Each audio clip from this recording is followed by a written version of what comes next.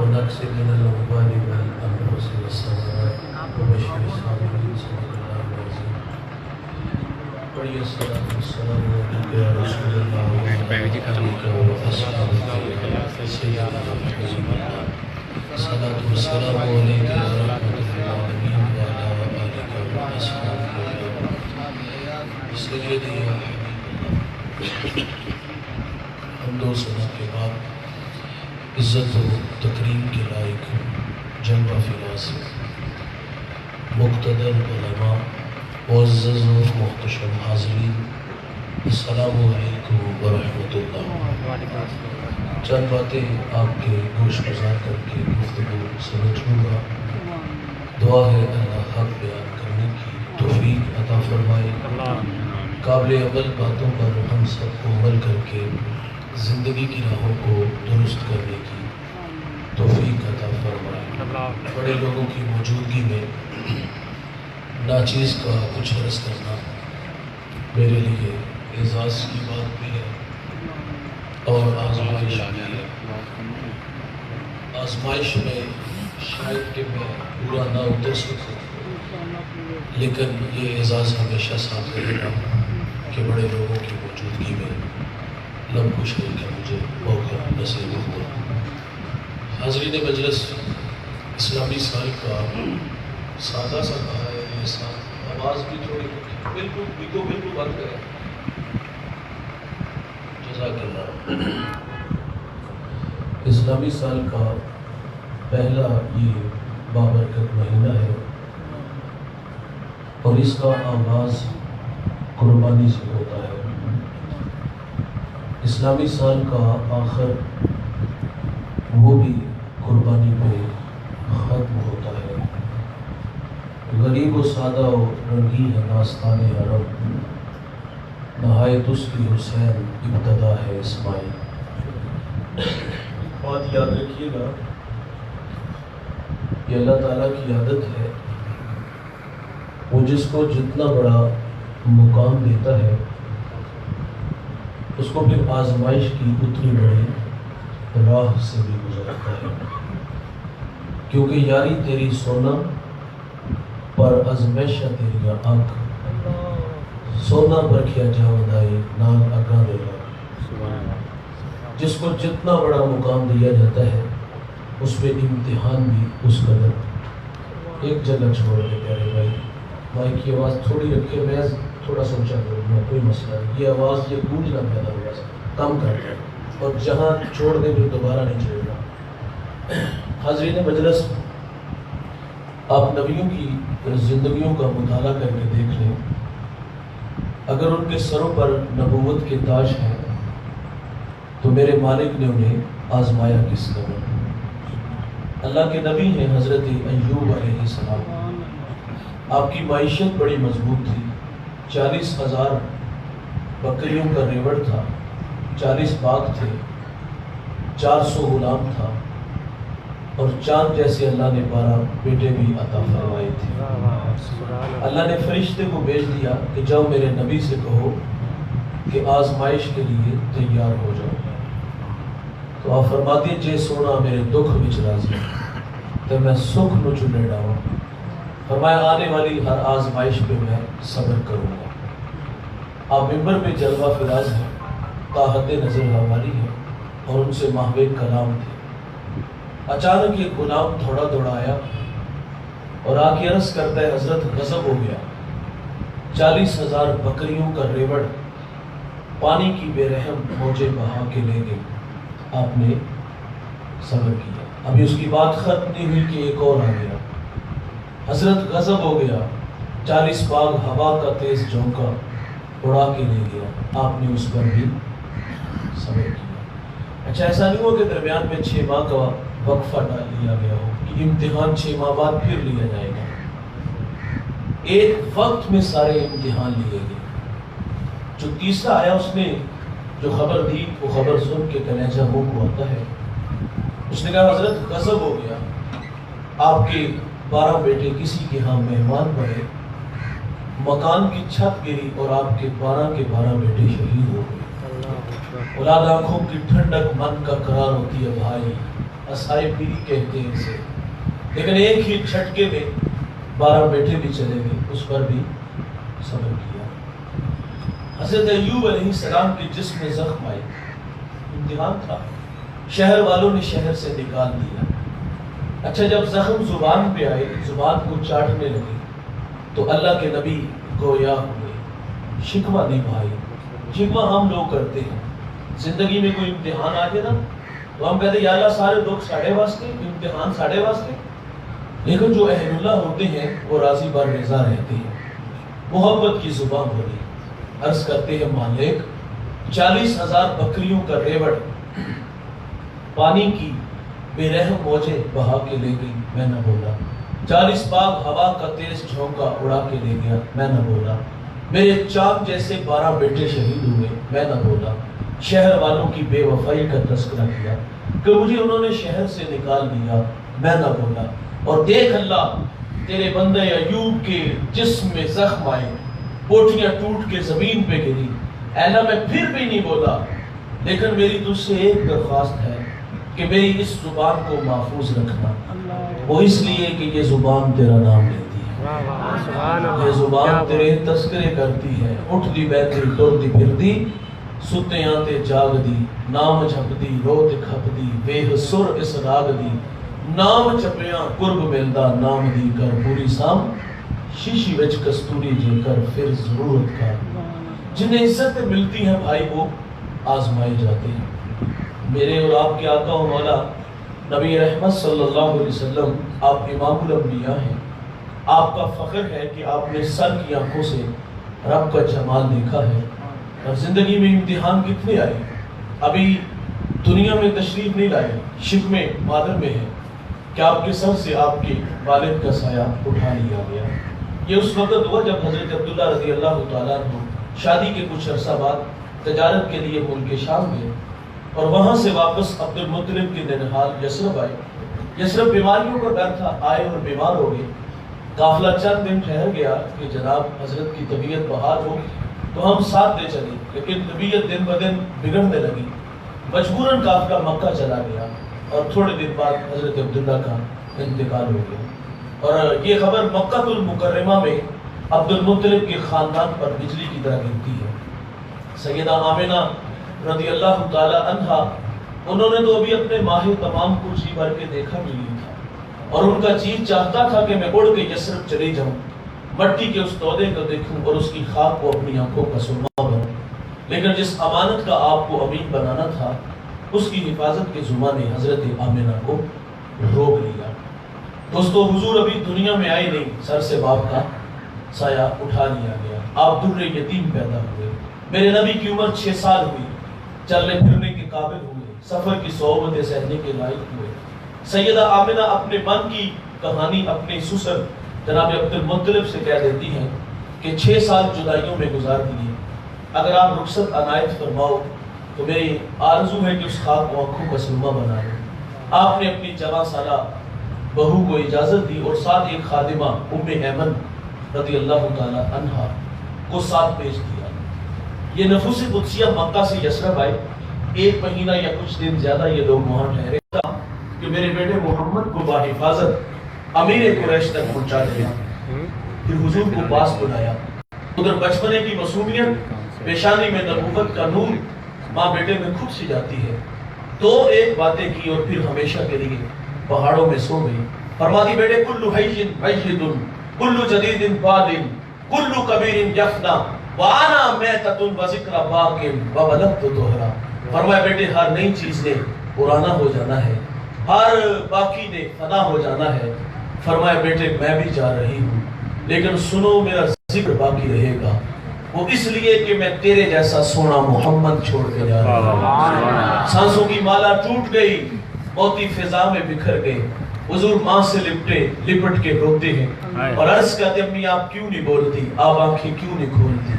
ہنستا چمن خاموش ہے، جانے والے لوٹ کر نہیں آتے، لیکن کچھ جانے والے ایسے ہوتے ہیں جو دلوں میں دھڑکن بن کے رہتے ہیں، خوشبو ہوتی ہے، پاس پاس رہتے ہیں۔ حضور ماں سے لپٹ کے رہے، پھر اپنے ننھے ننھے ہاتھوں سے میرے نبی نے کالے پتھروں کی قبر بنائی، اس پہ آنسوؤں کا چھڑکاؤ کیا، جہاں تک ماں نظر آتی رہی पलट पलट के उन काले पत्थरों वाली कब्र को देखते हैं। मैंने हुजूर की वालिदा की कब्र की 2 दफा जियारत की है। ये मदीना से 350 किलोमीटर के फासले पर है। बदर से 85, मस्तूरा से 25। पहली दफा हाजी का शरफ मिला। रात 1:45 बजे हम पहाड़ के नीचे थे। माहौल बिल्कुल खामोश था, हवा का कहीं से कोई एक झोंका भी ना आया। लेकिन जब सैयदा आमिना के कदमों में जा खड़े हुए, यकीन जानिए ऐसा लगा कि अल्लाह ने जन्नत के 8 दरवाजे ही खोल दिए। आज की जन्नत से ठंडी हवाएं सैयदा आमिना को सलाम करने आती हैं। उम्मे ऐमन कहती मैं हुजूर को लेके पहाड़ से नीचे उतर आई और पीछे पलट के देखा तो साथ नहीं थे। दोबारा फिर पहाड़ पे चढ़ी और मेरी आंखें क्या देखती हैं कि हुजूर माँ के सराहने खड़े हैं और वहां खड़े होकर कह रहे थे अब्बी जी आप तो जानते हो कि मेरा इस दुनिया में आपके सिवा कोई भी नहीं। 6 साल की उम्र में माँ पहाड़ों में खामोश हो गई। फिर कफालत का जुमा आपके दादा जान ने उठा लिया। बड़े मेहरबान थे, खाना खाते हैं, साथ बैठाते हैं, सोते हैं, पहलू में लटा लेते हैं। जिले काबा अब्दुल मुत्तलिब की मसनद बिछती थी जिस पर बेटों को भी बैठने की जरूरत नहीं थी। हुजूर लाडले बड़े थे, दादे की मसनद पर बैठ जाते। बेबना मोहब्बत वसूल हुई, भाईजान गम की कहानी टूटी नहीं, सैलाब थमा नहीं। 2 साल बाद जनाब अब्दुल मुत्तलिब का इंतकाल हो गया। रावी लिखते हैं कि अब्दुल मुत्तलिब का जनाजा मक्के के बाजार से गुजर रहा था। आगे आगे जनाजा है और पीछे पीछे एक 8 साला बच्चा है जो मक्के की कभी इस दीवार से लिपट के रोता है तो कभी मक्के की इस दीवार से लिपट के रोता है। फिर कफालत का जुमा आपके चचा जनाब अबू तालिब ने उठा लिया। खाना खाते हैं, साथ बिठाते हैं, सोते हैं, पहलू में लटा लेते हैं। आप कसीरुल अयाद थे और आपकी माइशत कुछ ज्यादा मजबूत नहीं थी। मैंने हुजूर का बचपन बढ़ा है। अम्मा हलीमा फरमाती हैं हुजूर को बचपन में भूख लगी भी होती ना तो कभी भूख का मुतालिबा नहीं किया था। मैं बच्चों की बात नहीं करूंगा, हम बड़े हो गए भाई, आप बुढ़ापे की तरफ पर है। हमें वक्त पे खाना ना मिले हम घर के बर्तन तोड़ देते हैं, गालियां देते हैं, खवातीन पे हाथ उठाते हैं। हुजूर का बचपन इतना शानदार है, भूख लगी भी होती तो कभी भूख का मुतालिबा नहीं। परवान चढ़े और जिंदगी में इम्तिहान और भी आए। आमुल हुस्न आया, वो गम का साल जिसमें बेहान रिश्ते चले गए। जनाबे हजरत अबू तालिब का इंतकाल हुआ, सैयदा खदीजा का भी इंतकाल हो गया। हुजूर घर में ही लग के बैठ गए। लेकिन फिर कार नबूवत की जिम्मेदारियां मेरे रसूल को मैदान अमल में ले आती हैं और कौम के रवैये हमने पढ़े हैं। आप ला इलाहा की दावत देते हैं, कांटे बिछाते हैं, कड़े खोदते हैं, ओजरियां पहनते हैं, गालियां देते हैं, गले में रस्सी डाल के उसको तौ देते हैं।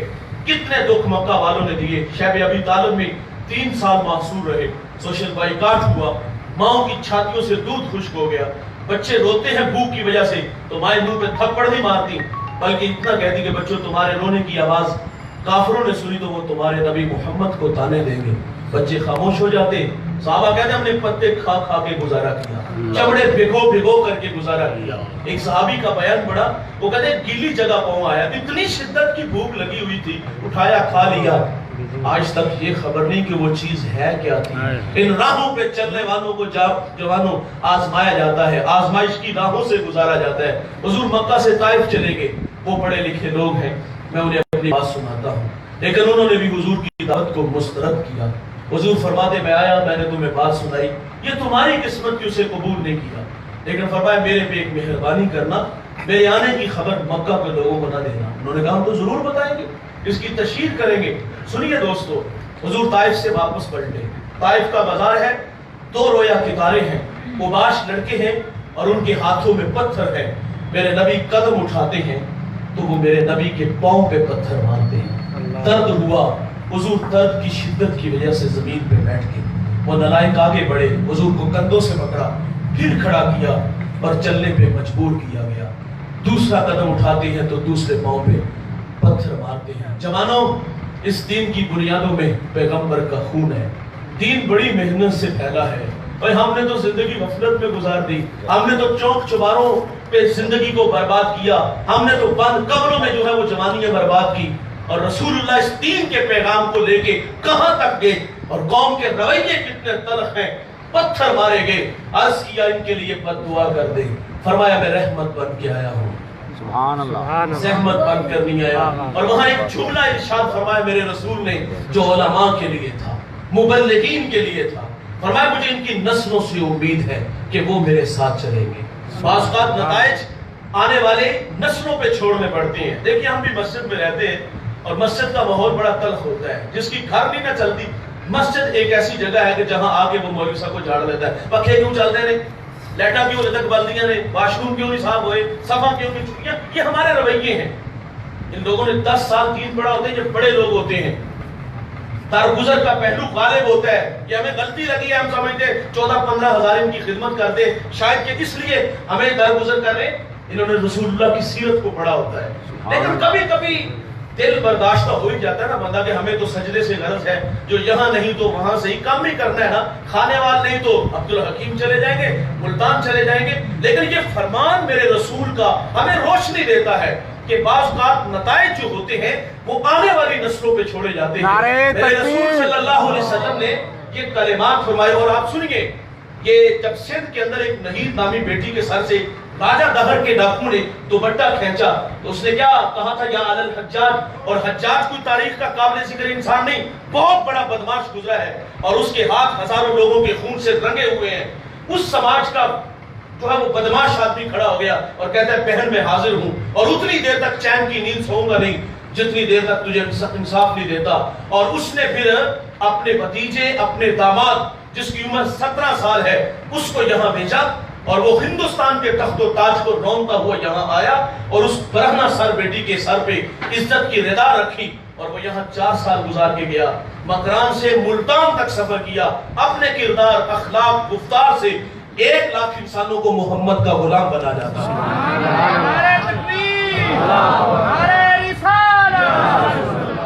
بعض کا نتائج جو ہوتے ہیں اور مجھے ان کی نسلوں سے امید ہے. وہ آنے والا جوان کون تھا؟ اس کا نام محمد بن قاسم بتایا، جسے عزتیں ملتی ہیں بھائی وہ آزمائے جاتے ہیں. میرے نبی ابھی دنیا میں آئے نہیں، باپ نہیں. 6 سال کی عمر ہے، ماں نہیں. 8 سال کی عمر ہے، دادا نہیں. عام الحزن شیب ابی طالب میں محصور رہے. مکے کے تلخ رویے، طائف میں پتھر، اور پھر زندگی میں ہم پڑھتے ہیں حضور کی ایک خوشی کا ساتھ سما تھا. حضور کی گود میں 2 بچے ہیں. ایک کا نام ابراہیم رضی اللہ تعالی عنہ ہے اور ایک بچے کا نام حضرت امام حسین رضی اللہ تعالی عنہ. حضور دونوں سے محبت فرما رہے ہیں. کبھی ابراہیم کی گال کو تھپکاتے ہیں تو کبھی امام حسین کی گال کو تھپکاتے ہیں. اللہ نے فرشتے کو بھیج دیا کہ جاؤ میرے نبی سے کہو کہ دونوں میں سے ایک کو رکھ لو اور ایک کو اللہ مانگ رہا ہے. کتنا مشکل ہے بھائی مرحلہ. ایک طرف نور نظر، ایک طرف فاطمہ کا بیٹا، ایک طرف اپنا بیٹا، ایک طرف بیٹی کا بیٹا. حضور اپنا بیٹا پیش کر دیتے ہیں. پھر حسین ابن علی سے بے پناہ محبت ہے. کبھی کندھوں پہ سوار کیا، سجدے میں جاتے ہیں، تسبیحات بڑھا دیتے ہیں. کبھی حسین کی زبان کو اس طرح چوستے ہیں جس طرح کھجور چوسی جاتی ہے. کبھی فرماتے حسین مجھ سے ہے، میں حسین سے ہوں. کبھی فرماتے حسین جنتی جوانوں کا سردار ہے. بے پناہ محبت وصول کی امام حسین نے. اے اللہ میں پیار کرتا ہوں، تو بھی پیار کر. جو حسین سے پیار کرے اللہ تو اس سے پیار فرما. جسے عزتیں ملتی ہیں وہ آزمائے جاتے ہیں. اور میرے بھائی غم کی کہانی ٹوٹی نہیں. فرشتہ پھر آ گیا اور اس نے آ کے کہا کہ آپ کے بیٹے کو جو ہے وہ ذبح کر دیا جائے گا. کربل کی مٹی دی گئی اور فرمایا جب یہ خون بن جائے تو جان لینا کہ حسین شہید ہو گئے. ام سلمہ تک وہ مٹی پہنچی تو پھر 60 ہجری کو یزید تخت نشین ہوا اور اس نے ولید کو پیغام بھیجا کہ امام حسین سے میرے لیے بیعت لو. اور امام اس کی کرتوتوں سے واقف تھے. قاتل تھا، زانی تھا، شرابی تھا. ایک دفعہ یہ مکہ میں تھا تو امام پاس سے گزرے تو اس نے شراب کا جام بڑھایا، کہا پی لیجئے. اللہ نے جو ہے وہ نمازیوں کے لیے خرابی کہی ہے، شرابیوں کے لیے نہیں کہی. تو آپ الیاس باللہ کہتے آگے چلے گئے. اور حضرت عبداللہ فرماتے ہمیں ڈر لگنے لگا کہ اس کی کرتوتوں کی وجہ سے کہیں آسمان سے پتھر نہ برسنے شروع ہو جائیں. تو آپ تو اس کی کرتوتوں سے واقف تھے. رات کی تاریکی میں ولید نے امام حسین کو بلایا اور آپ جانتے تھے کہ اس وقت میں ولید کسی سے ملاقات نہیں کرتا. دوستوں سے مشاورت چاہی. بات یہ طے پائی کہ چند دوست ساتھ چلے جاتے ہیں. حالات ٹھیک نہ ہوئے تو آپ آواز دیجئے گا، ہم دارالامارت کی دیواریں پھیلان کر کے اندر آ جائیں گے. امام حسین ملے جا کے اس نے بتایا کہ کاخ میں وہی حضرت امیر معاویہ رضی اللہ تعالیٰ عنہ کا وصال ہو گیا اور اب اس کا بیٹا یزید ولی عہد ہے اور اس نے بیعت کے لیے کہا ہے. تو آپ فرما دیں میرے جیسا شخص رات کی تاریکی میں چھپ کے بیعت نہیں کر سکتا. آپ واپس آنے لگے تو مروان بن حکم یہ نائب تھا. اس نے سرگوشی کی کہ اگر یہ شخص چلا گیا تو بعد میں قابو پانا مشکل ہوگا. تقاضا یہ ہے کہ بیعت لو، نہیں تو سر کاٹ کے دمشق میں یزید کی بارگاہ میں بھیجو. اچھا جب یہ بات کی تو امام حسین یہ نہیں ہوا کہ جلدی سے باہر آ گئے ہوں، بلکہ انہی قدموں سے واپس پلٹے اور فرمایا ولید کیا کہا؟ کہا ہم آپس میں کوئی بات کر رہے تھے۔ فرمایا میں نے سن لیا ہے۔ فرمایا تم جانتے نہیں میں کون ہوں؟ میری رگوں میں حیدر کرار کا خون دوڑتا ہے، میں علی کا بیٹا ہوں، ہمارے گھر میں قرآن اترتا رہا ہے، فرشتے اترتے رہے ہیں۔ فرمایا یزید فاسق ہے، فاجر ہے، میں حسین اس کی بیعت سے انکار کرتا ہوں۔ تو ٹوک بات کی گھر آئے اور اپنی بہن زینب رضی اللہ تعالی عنہا سے فرمایا کہ بہن یزید تخت نشین ہے اور وہ بیعت کے لیے کہہ رہا ہے، ہم نے کرنی نہیں، وہ رد عمل کے طور پہ یہاں لڑائی چاہے گا اور ہم شہر مدینہ کو خون سے لالا زار نہیں ہونے دیں گے، اس شہر کے تقدس کو پامال نہیں ہونے دیں گے۔ وہ شہر تو وہ ہے جہاں فرشتے بھی آتے ہیں تو سانسوں کو روک کے آتے ہیں، لے سانس بھی آہستہ کے دربار نبی ہے۔ اعلیٰ حضرت لکھتے ہیں وہاں تو آنکھیں بھی پوری نہیں کھولنی چاہیے، یہ اس شہر کا ادب ہے۔ امام مالک نے 40 سال روزے رسول پہ درس حدیث دیا ہے، ایک بار بھی ایسا نہیں ہوا کہ کتاب کا ورق پلٹا ہو اور آواز بھی پیدا ہوئی ہو۔ اور آپ جب مدینے کی گلی بازار سے گزرتے دیوار کے ساتھ لگ کے گزرتے، کندھے زخمی ہو جاتے۔ کسی نے کہا حضور والا شہر مدینہ کی گلی و بازار اتنے تنگ سوڑے تو نہیں کہ آپ دیوار کے ساتھ لگ کے گزرتے ہو؟ تو آپ فرما دیں ان راہوں سے میرے رسول گزرے، احتیاط اس لیے کہ کہیں بے خبری میں میرا پاؤں وہاں نہ آ جائے جہاں میرے رسول کے قدم لگے اور بے ادبوں میں نہ لکھ دیا جائے۔ اور سیدنا صدیق اکبر نے وہاں دیوار کھڑی کر دی جہاں میرے رسول کی پیشانی لگتی تھی، مصلا کھینچ کے پیچھے دیں گے، جہاں حضور کے قدم ہوتے وہاں ابو بکر کی پیشانی آتی تھی۔ تو کہا میں اس شہر محبت کی تقدس کو پامال نہیں ہونے دوں گا۔ تقاضا یہ ہے کہ بہن ہم مکہ چلے جاتے ہیں۔ یہاں ایک سوال ہے، مدینہ چھوڑنا کیا اتنا ہی آسان تھا؟ ابھی حالیہ کچھ لوگ حج سے واپس آئے ہیں اور کچھ لوگ ایسے جنہوں نے پہلے سے حج عمرہ کیا ہوا ہے، آپ ان سے پوچھ کے دیکھ لیں، صرف 8 دن کے لیے جاتے ہیں اور جب واپس پلٹتے کیا جو ہی آ جاتے ہیں؟ دل پہ ہاتھ رکھ کے آتے ہیں۔ مدینہ چھوڑنا قیامت سے کم نہیں۔ ہم نے ایک صاحب سے پوچھا حرمین کی زیارت کے لیے گئے تھے، کوئی محبت کا نغمہ تو چھیڑو۔ وہ کہتا 2 لفظوں میں کہانی سناؤں گا، کعبۃ اللہ پہ پہلی نظر مشکل ہے اور روزے رسول پہ آخری نظر بڑی مشکل ہے۔ مدینہ چھوڑنا اتنا آسان نہیں یار، یہ تو وہ ہیں جو دیکھ آئے ہیں اور کچھ دیوانے ایسے جنہیں ابھی تک یہ اعزاز شرف نصیب نہیں ہوا، وہ مدینے کی جدائی میں تڑپتے ہیں۔ کبھی ان سے بھی تو پوچھ کے دیکھو۔ میرے ٹیچر ہے سلیم دلاوری، حفیظ طائب کے وہ شاگرد، بہت اچھا لکھتے ہیں اور وہ تخیلات میں خود کو کھینچ کے درے حبیب تک لے جاتے ہیں۔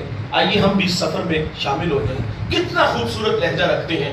آپ فرماتے آساں دے بوئے کھل دے، درداں دے ورگے تھل دے، دکھاں دے چکر چل دے، اکھاں چو ہنجو ڈول دے، لو لو دا سینہ پاڑ دے، آقا جی دل نو ساڑ دے۔ گوتے تے گوتا کھا رہے ہیں، پیمنچ ڈبدا جا رہے ہیں، دسیا نہ چننا تاریاں، رائیاں تو پچھ پچھ ہارے ہیں، جتے خدا دا نور ہے وہ شہر کنی دور ہے۔ سوچا پکاندا جامنا، من وچ بٹھاندا جامنا، نقشے پکاندا جامنا، کر لے کرینہ اجدا ہونا مدینہ اجدا۔ ویلے نے ڈاڈے یا نبی، پلے نہیں ساڈے یا نبی، بیٹھے تراڈے یا نبی، امتی تہاڈے یا نبی، ہجراں دے پھنیے شوق دے، مڑ مڑ کے اے حقوق دے، آمن مرادہ پک کے، قسمت لے جاون تھک کے، سونا مدینہ تک کے، بے جاواں جسم تھک کے، ٹھنڈی ہوا جے وگ جائے، آنکھ ذرا کو لگ جائے، کملی ذرا سرکا کے، مکھڑے تو پردہ چا کے، خواباں چ پھیرا پا کے، آقا آکھن آ کے، راواں دی سختی چل کے، آئے ہو دوروں چل کے، الفت دے ڈابو تر کے، ہو کے سلیم بھر کے، دل نو آنند آ گیا، سانو پسند آ گیا۔ کوئی کہتے ہیں کرم فرماؤ ساڈے تے حبیبی یا رسول اللہ، مدینے آن نہیں دیندی غریبی یا رسول اللہ۔ وہی کیفیات ہے، جنہوں نے نہیں دیکھا وہ تڑپتے ہیں، جو دیکھ آئے ہیں وہ بار بار کی آرزو رکھتے ہیں، جو پلٹتے ہیں وہ دل پہ ہاتھ رکھ کے پلٹتے ہیں۔ وہ بھائی جان حسین پیدا مدینے میں ہوئے، بچپن مدینے میں گزرا، لڑکپن مدینے میں گزرا، جوانی کی بہاریں مدینے میں گزری، اب 56 سال عمر ہے۔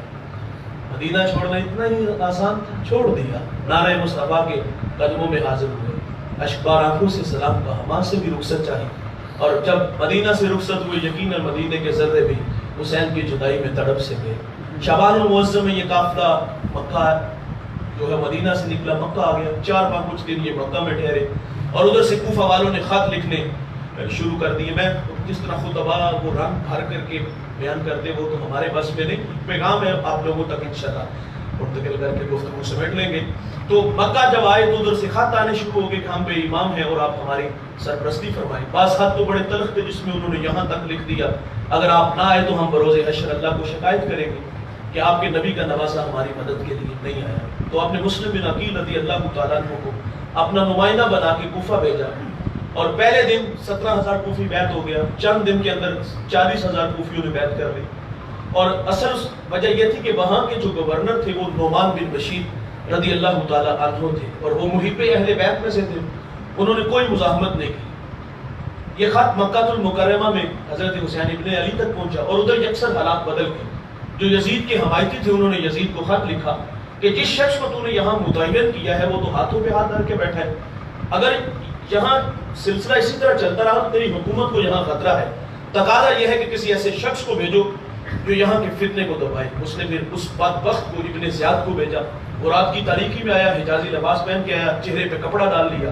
لوگ سمجھے کہ شاید کہ امام کی سواری آ گئی، لوگ پیچھے پیچھے چلنے لگے، اور یہ سیدھا نعمان بن بشیر رضی اللہ تعالیٰ عنہ کے محل تک آیا، اور آپ بھی سمجھے شاید کہ امام حسین تشریف لے آئے۔ محل کا دروازہ کی بند کیا، چھت پہ چڑھے، کہا میرا مشورہ ہے کہ آپ واپس چلے جاؤ۔ اس نے چہرے سے نقاب اٹھایا اور کہا میں یزید کا بھیجا ہوا ہوں۔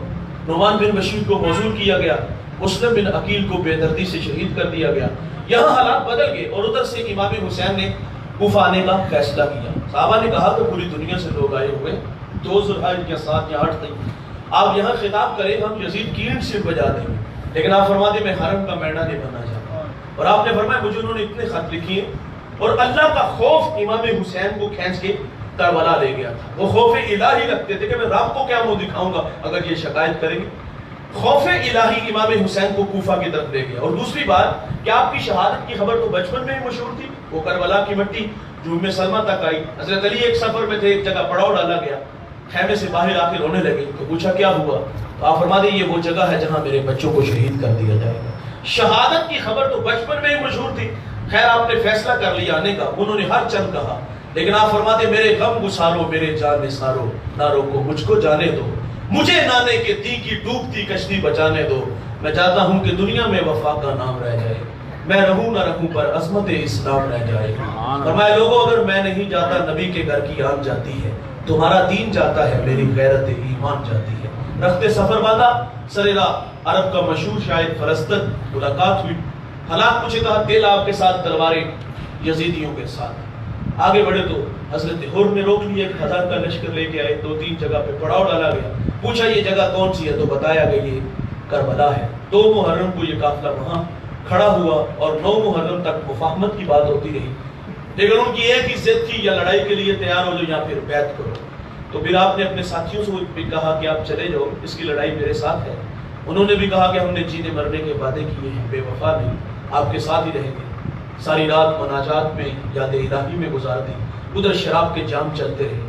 جب صبح کا سویرا طلوع ہوا، حق اور باطل ٹکرا گیا، ادھر مٹھی بھر ہے اور ادھر 22,000 کا لشکر ہے۔ یہ ایک محتاط روایت ہے، اور ایک روایت میں 82,000 لوگ تھے، اور جب باطل سے ٹکراتے ہیں اور نبی کے نواسے کے جان نثار اپنی اپنی بہادری کے جوہر دکھاتے ہیں، کبھی واہب بڑھتے ہیں شہادت کا جوڑا پہنتے ہیں، کبھی ظاہر بڑھتے ہیں، کبھی جو ہے وہ علی اکبر آگے بڑھتے ہیں، کئیوں کو واصل نہ کرتے ہیں، اور جب خود کو نہ سنبھال سکے تو آپ گھوڑے سے زمین کی طرف تشریف لاتے ہیں اور کہتے ہیں ہائے ابا، ہائے میرے ابا مجھے سنبھالیے۔ راوی کہتے ہیں اس وقت امام کی عمر 56 سال 5 ماہ 5 دن تھی، آپ کی داڑھی اور سر کے بالوں میں ایک بال بھی سفید نہیں تھا۔ جب کربلا کی مٹی پہ بیٹا تڑپتا ہے، باپ بیٹے کو کندھوں پہ اٹھا کے خیمے تک لاتے ہیں، تو آپ کی داڑھی اور سر کے بال سارے کے سارے سفید ہو جاتے ہیں، اور حسین اپنے مالک سے کہتے ہیں اللہ حسین کی یہ قربانی قبول کر لے۔ علی اکبر علی اصغر کے حلق میں تیر لگتا ہے، اس خون کو فضا میں اڑا دیتے ہیں اور کہتے ہیں اللہ حسین کی یہ ننھی قربانی بھی قبول فرما لے۔ ایک ایک کر کے جو ہے وہ اللہ کی راہ میں سب کو پیش کر دیا۔ حضرت قاسم کو پیش کیا گیا، انو محمد کو پیش کیا گیا، حضرت عباس، یعنی جتنے بھی سب پیش کر دیا، اور پھر خود میدان عمل میں اترتے ہیں، کئیوں کو واصل نار کرتے ہیں۔ جب تیر تلواریں نیزے جسم میں پیوست ہوئے، گھوڑے کی زین سے فرش زمین کی طرف تشریف لاتے ہیں اور اپنی پیشانی کو اپنے رب کے حضور جھکا دیتے ہیں، اور کیا کہتے ہیں مالک میں تیری تقدیر پہ راضی ہوں۔ یہ منظر دیکھو کتنا عجیب ہے کہ 71 تن پڑے ہیں، اپنا بدن بھی زخموں سے چور چور ہے، اور حسین مالک سے کیا کہتے ہیں مالک میں تیری تقدیر پہ راضی ہوں، بتا تو بھی مجھ سے راضی ہوا ہے کہ نہیں۔ اس منظر کو حوروں نے دیکھا، کلیجے پھٹے۔ اس منظر کو یقیناً فرشتوں نے دیکھا کہ مالک یہ دھرتی پہ کیا ہونے جا رہا ہے۔ ایک وقت تھا فرشتوں نے کہا تھا نحن نسبح بحمدک و نقدس لک کہ اللہ پاکی ہم بولتے ہیں، تسبیح ہم بولتے ہیں، انسان کو بنانے کی کیا ضرورت؟ تو اللہ نے فرمایا تھا انی اعلم ما لا تعلمون، فرشتوں جو میں جانتا ہوں وہ تم نہیں جانتے۔ آج کربلا میں اللہ نے انی اعلم ما لا تعلمون کی تفسیر فرما دی۔ فرشتوں تمہارے سینوں میں دل، اس میں دھڑکنیں ہوتی، قاسم کا پیار، علی اکبر کی محبتیں، علی اصغر کی چاہتیں ہوتی، میں دیکھتا تم کس طرح میری راہ میں قربان کرتے۔ فرمایا یہ میرا بندہ حسینی تو ہے، سب کچھ قربان کرنے کے باوجود کہہ رہا ہے بتا مولا تو مجھ سے راضی ہوا ہے کہ نہیں ہوا۔ اور یار اس منظر کو اقبال نے دیکھا تو خراج فاطمہ کو پیش کرتا ہے، وہ کہتا ہے رشتہ آئین حق زنجیر پاس پاس فرمانے جناب مصطفیٰ ورنہ گردے تربت اشکردید میں سجدہا بر خاک او پاشید میں۔ اقبال کہتا ہے سیدہ تیرے بابا کی شریعت کا میں جھگڑا ہوا ہوں، پابند ہوں، حکم ہے کہ اللہ کے علاوہ کسی کو سجدہ جائز نہیں، ورنہ اقبال کہتا ہے آج جی چاہتا ہے کعبے کی طرف رخ کر کے سجدہ نہ کروں، تیری قبر کی طرف رخ کر کے سجدہ کروں، کعبے کا طواف نہیں تیری قبر کا طواف کروں، کیونکہ جو کام تو نے کیا ہے وہ دنیا کی کسی اور عورت نے نہیں کیا۔ نبی کے گھر کی ہے عزت نبی سے سنتے ہیں، علی کے گھر کی ہے عظمت علی سے سنتے ہیں، وہ جس نے معزز کیا گھرانے کو حسین پال کے دیا جس نے زمانے کو۔ یار حسین ابن علی کی ماں کو اقبال خراج عقیدت کیوں پیش کرتے ہیں؟ وہ کہتا ہے سیدہ یہ تیری تربیت تھی، سیدہ دودھ بھی پلاتی تھی، سونے محمد پہ درود بھی پڑھتی تھی، اور بچوں نے دشت نینوا کو میدان کربلا بنا دیا۔ ہمیں کربلا سے پیغام ملا ماں مؤثر ہوگی تو اولاد بھی مؤثر ہوگی۔ انتہائی معذرت سے کہوں گا آج گود میں حسن حسین کے جان نشین آئے، گلوکار آئے، ایکٹر آئے، فنکار آئے، کیونکہ سکھایا ہی کچھ نہیں۔ نیپولین کہتا ہے اچھی مائیں تو اچھی قوم ملے گی۔ ہم پیچھے پلٹ کے دیکھتے ہیں ہمیں علی حجویری نظر آتے ہیں، ہم پیچھے پلٹ کے دیکھتے ہیں معین الدین چشتی نظر آتے ہیں، ہم پیچھے پلٹ کے دیکھتے ہیں بابا فرید نظر آتے ہیں، دادا علی حجویری نظر آتے ہیں، ہمیں نوشوں کا شہنشاہ نظر آتا ہے۔ وہ کہاں سے آئے تھے بھائی؟ تربیت تھی، وہ ماں نے سجا کے امت کو ایسے نوجوان دیے جن کی ذات سے ہزاروں لوگوں نے فیض حاصل کیا۔ وہ ایک بڑھیا نے اپنے بیٹے کو مدرسے میں بھیجا، استاد نے کہا بیٹا پڑھو الحمدللہ رب العالمین، ازبر تھا سیقول السفہاء من الناس، ازبر تھا تلک الرسل فضلنا بعضهم علی بعض، ازبر تھا۔